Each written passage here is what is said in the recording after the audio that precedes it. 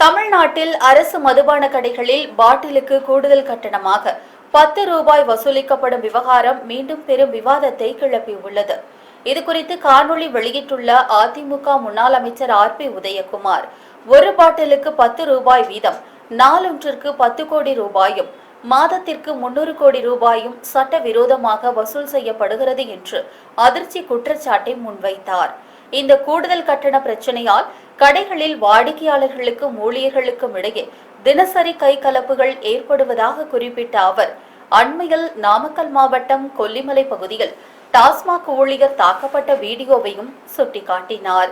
அன்று கரூரில் தேர்தல் பிரச்சாரத்தின் போது பாட்டிலுக்கு 10 ரூபாய் என்று பாடி பாராட்டை பெற்ற முதலமைச்சர் விஜய் அண்ணாவிற்கு இன்று மக்கள் அதே பாட்டை பாடி வேதனைப்படுவது காதில் விழவில்லையா என்றும் அவர் கேள்வி எழுப்பினார்.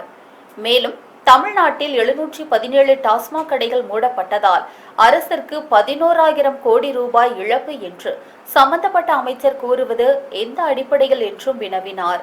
தமிழ்நாட்டில் போதைப்பொருள் நடமாட்டத்தை கட்டுப்படுத்த முதல் 3 கையெழுத்துகளில் ஒன்றை போட்ட முதலமைச்சர் விஜய் அண்ணாவின் வாக்குறுதி என்னவானது என்றும், மாநிலத்தில் நடக்கும் அட்ராசிட்டிகளுக்கு அவர் எப்போது தடை போடுவார் என்றும் ஆர்.பி. உதயகுமார் அவர்கள் சாடினார்.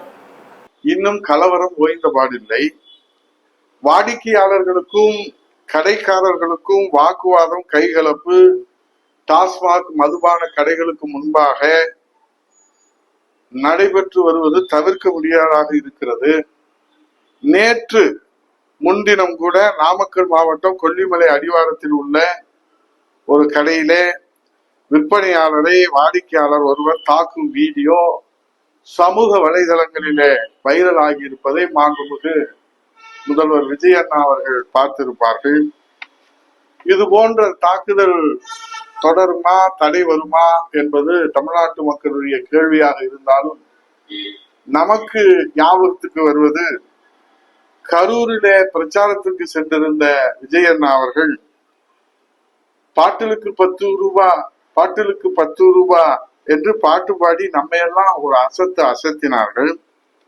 நம்முடைய மாண்புமிகு முதல்வர் விஜய் அண்ணா அவர்கள் இப்போதும் பாட்டிலுக்கு 10 ரூபாய், பாட்டிலுக்கு 10 ரூபாய் என்று தமிழ்நாட்டு மக்கள் பாடிக்கொண்டிருக்கிறார்களே, தான் பாடி அந்த 10 ரூபாய் பாட்டை விஜய் அண்ணா அவர்கள் மறந்திருக்கலாம். தமிழ்நாட்டிலே 717 டாஸ்மாக் மதுபான கடைகள் மூடப்படும் என்று அரசு உத்தரவிட்டிருக்கிறது. அதனுடைய முழு செயல்பாடு என்ன? மூடப்பட்டதா, மூடியது திறக்கப்பட்டதா, திறந்தது மூடியே இருக்குமா, மூடியது திறக்குமா என்பதெல்லாம் ஒரு மிகப்பெரிய விவாதம் நடைபெற்று கொண்டிருக்கிற வேளையிலே சம்பந்தப்பட்ட அமைச்சர் இந்த கடைகள் மூடியதுனாலே 11,000 கோடி இழப்பு என்று அமைச்சர்,